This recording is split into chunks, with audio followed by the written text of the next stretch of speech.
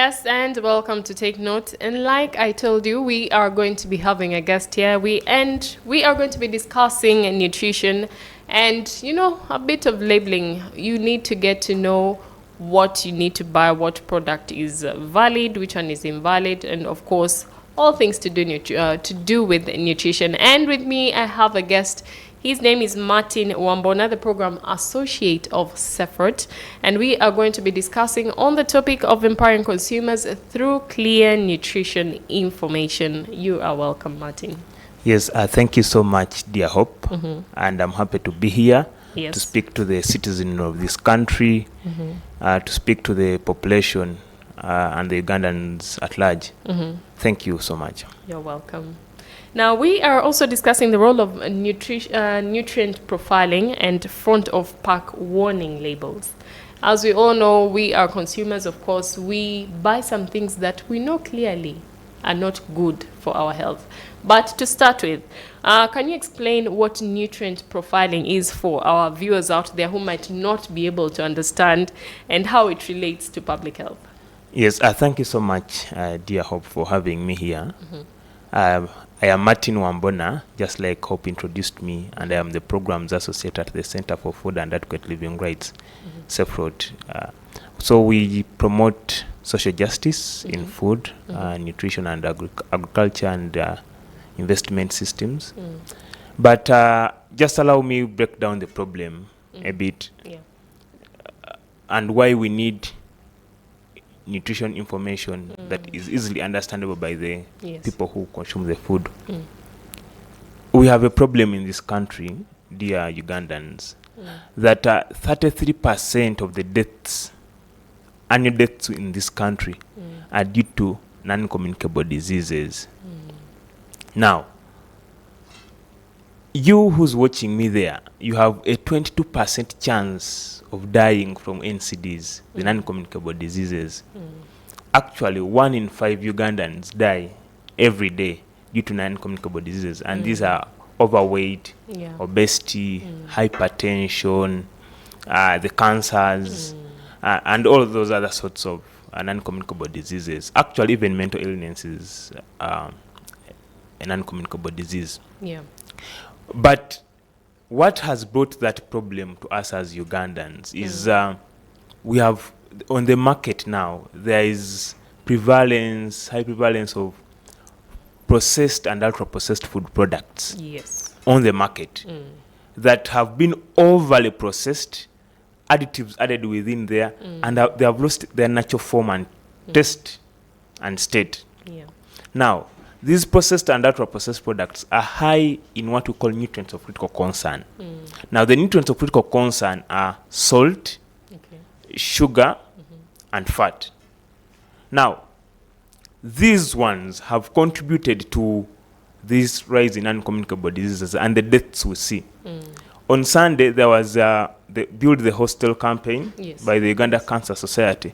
And I was shocked that 3,000 cases of cancers are reported by the Uganda Cancer Society among children. 3,000 annually. Even out of the 3,000, only 750 report for treatment.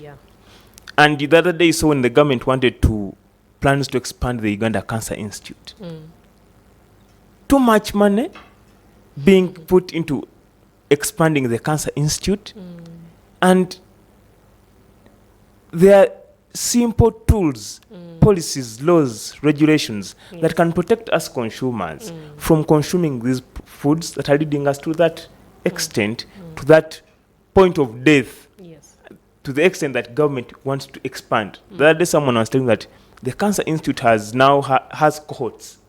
You have a cohort from the Teso sub-region, you have a cohort from Mbale, and they have made camps. That's the extent to which the problem is in this country. I'll give an example.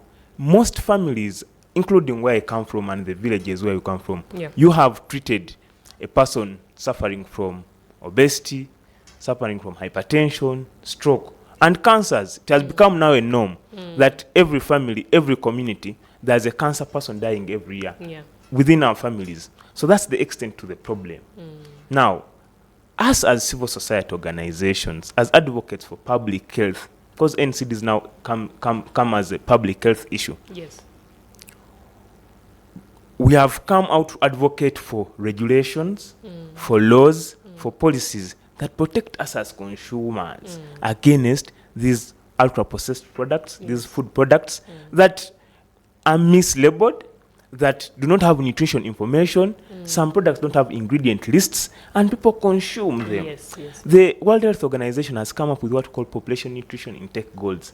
The maximum of or threshold of a product you must consume, of a particular processed product.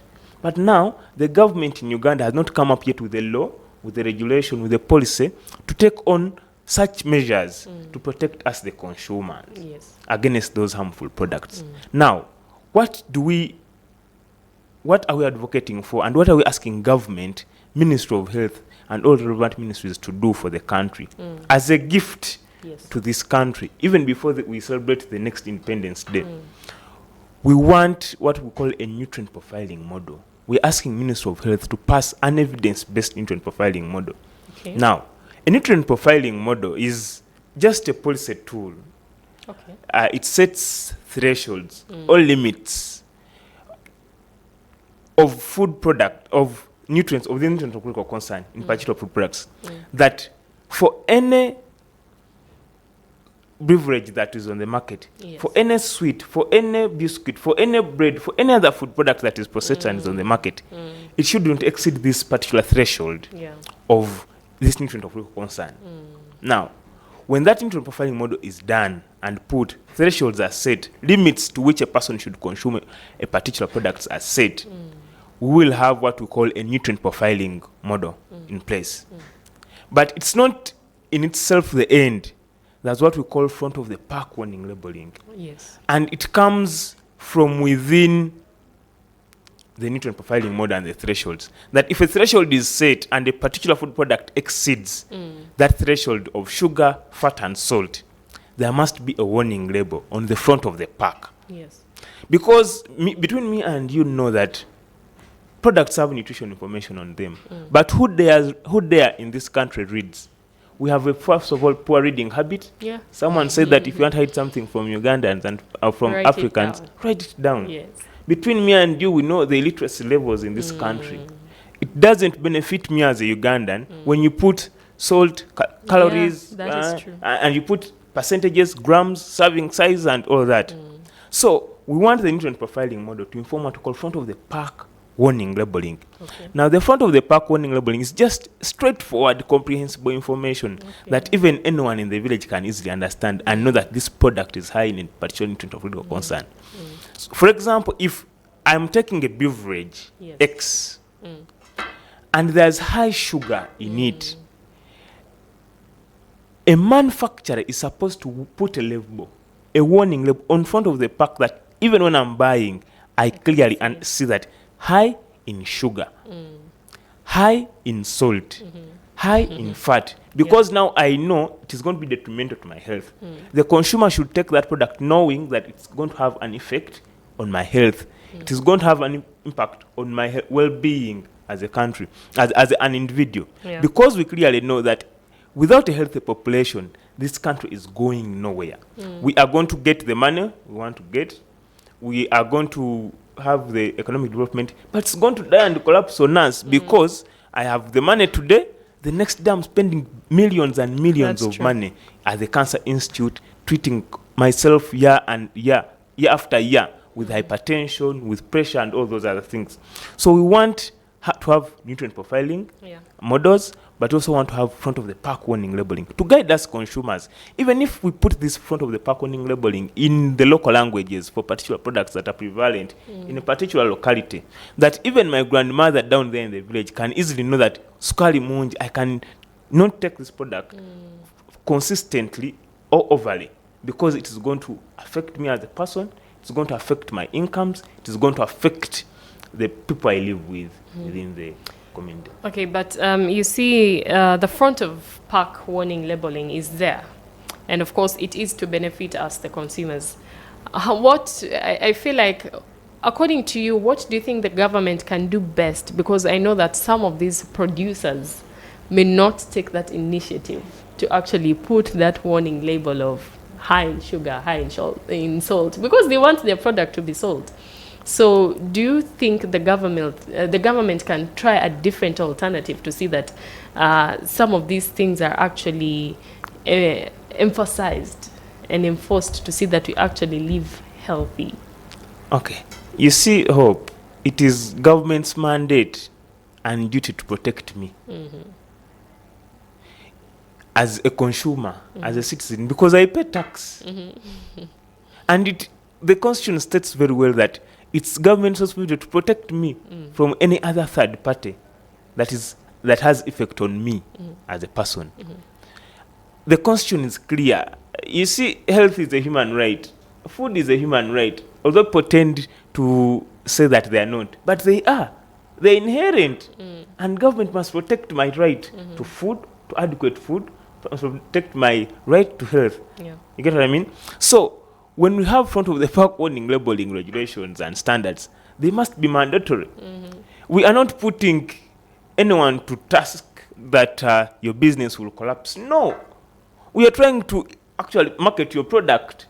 That, you see, for me, if I'm going to take your product and it has a warning label, in my conscience, I'll know that this manufacturer cares for me. He cares for my health. He cares that I must be healthy so that I can be able to support them tomorrow. So I'll be able to take that product with prior information and concise information that it has detrimental health, but also the manufacturer cares for me and the citizens of this country. Yeah. So we want it to be mandatory and put on the task of the manufacturer to label clearly for any person going to consume that particular product. And it is not that we are getting it out of the blue. The Constitution is there mandating to protect my right to adequate food, to protect my health. We have the Public Health Act, mandates the Ministry of Health to come up with regulations, policies, guidelines that protect my public health, that protect my health as a citizen. And these are some of the things. I'll give an example. This is not from above. The World Health Organization did even research within this country. And when they coming up with the WHO Afro-Nutrient Profiling Model, and they know the problem, they came up and said, these are the thresholds, and this is how a country should have a nutrient profiling model. Countries all over have implemented the nutrient profiling model. In Africa, South Africa, Cameroon, Kenya has also developed one, but also in Latin America. And the people labeling their products, it's only us who are still lagging behind because of laxity, and we are continuing to die. And the manufacturers have complied with the labeling of the products, and the consumers are taking these products with conscience. We have seen the number of NCDs in those countries go so low. We have seen the government save a lot of money in treatment. We have seen the economic development of those countries go high. Just look at Kenya. Of course, they have not yet implemented, but look at South Africa, where we have the NCD rates falling. Look at Latin America, Chile, Brazil, and Mexico. The economic development they're having because they have a healthy population. You get what I mean? So it is not from heaven. It is not science. It is simple, straightforward for consumers to have a healthy living. But also, the manufacturers will still continue to make their money. It is not out of the blue that we are putting it here. It is evidence-based. It is practical and can work. Okay, and what factors do you think the government should consider while implementing the nutrient profiling system? The first one should be that the nutrient profiling model in front of the pack warning labeling regulations should be mandatory. You see, when you make them self-regulatory, very many industrial players will play around, continue with the food, and so it should be mandatory. We are advocating for a mandatory front of the pack warning labeling, and we ask on the Ministry of Health, UNBS, to pass these. That is key number one. Two, when you're developing the front of the pack warning labeling as a public health tool, we need to have evidence of the problem but also understand the economic burden of treating NCDs as a country in human resource, in the development of the cancer medicines and the Cancer Institute. We should look at that economic burden the country is going through. We should look at the human capital development this country is losing, the human resource this country is losing due to negligence, due to things that are preventable, like the non-communicable disease. So I think the government should look at those. Okay.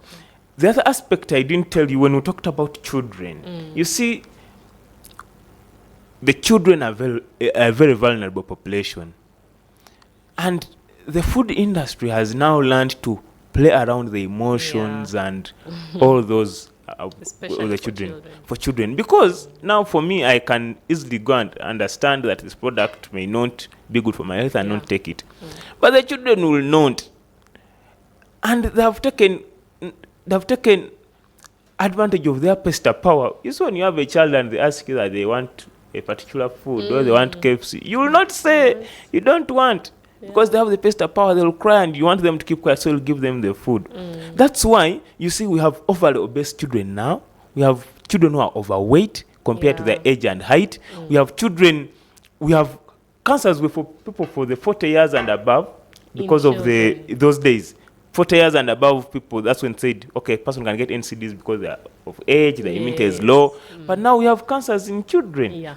I told you 3,000 cases every year. The Uganda Cancer Society has even made a run to have a hostel for cancer children. So 3,000 and 700, only 750 are the ones going for treatment. Out of 3,000. Out of the 3,000. What about the 2,250 cases? Where are they? They are with us in our schools, in our communities, in our families.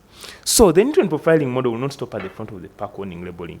Because we have set thresholds, it will inform what we call marketing restrictions of these unhealthy diets to children. If a product has a warning label, that means it is detrimental to my health. It should be restricted to marketing to children.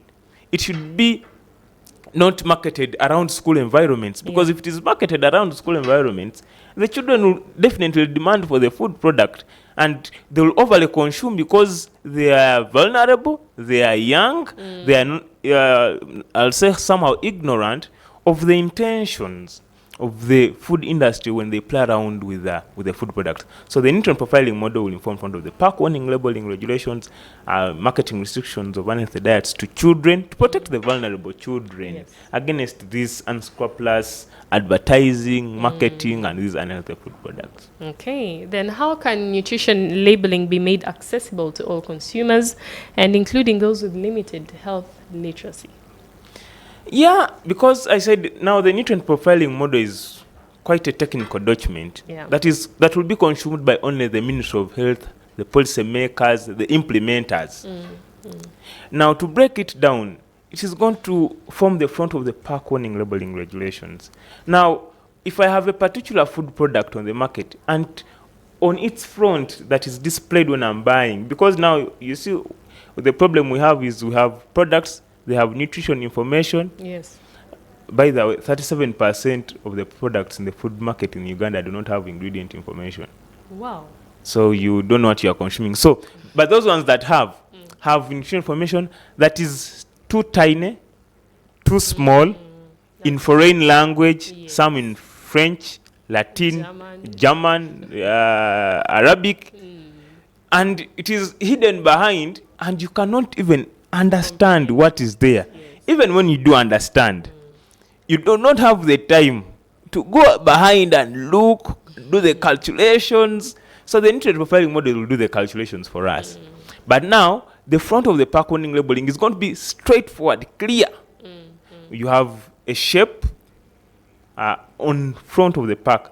When you're in the shelf, that's what will look at you. The other table that is always there behind there is always behind.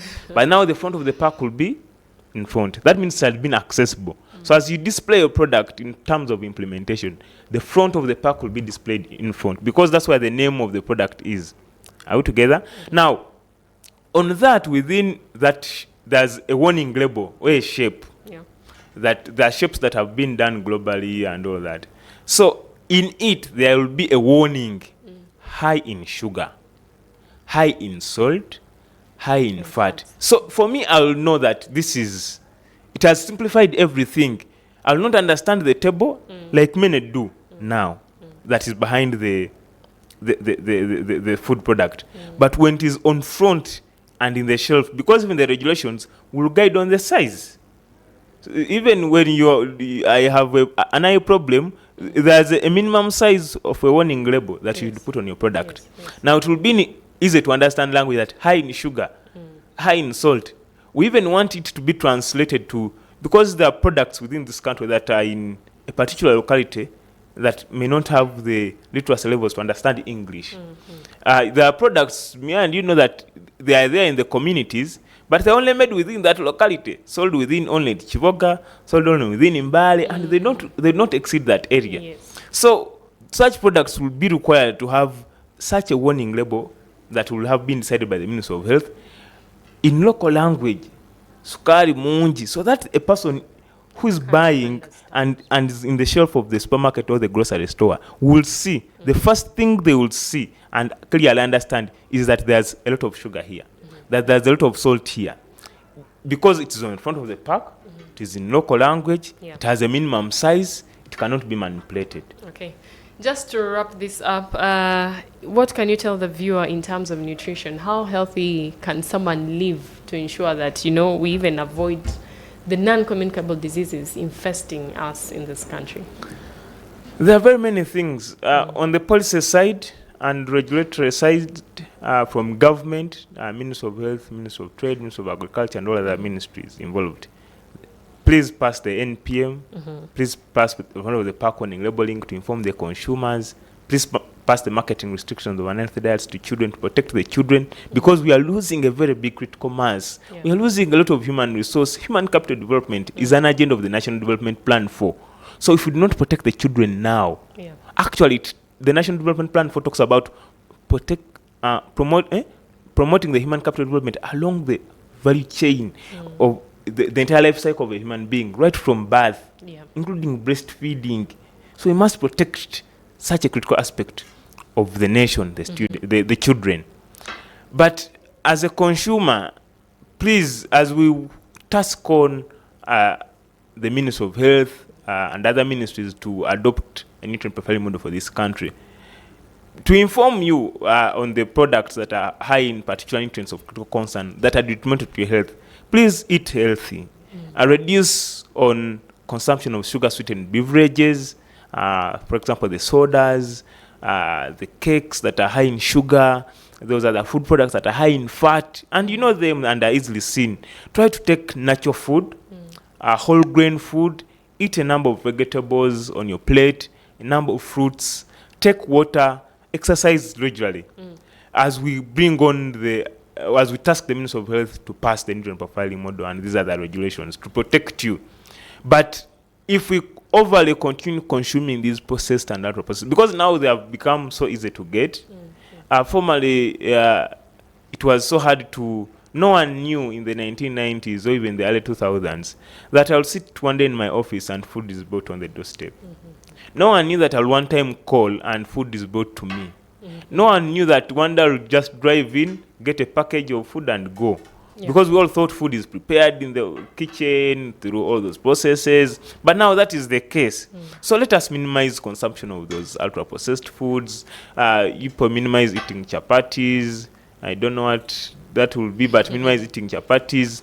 They have also put up a study on reused oil that is affecting our health, most of the heart health. So please minimize eating street foods until regulations, until government wakes up to protect you against the unscrupulous food industry that is trying to kill us as a nation. Okay, thank you. Of course, you heard it from Mr.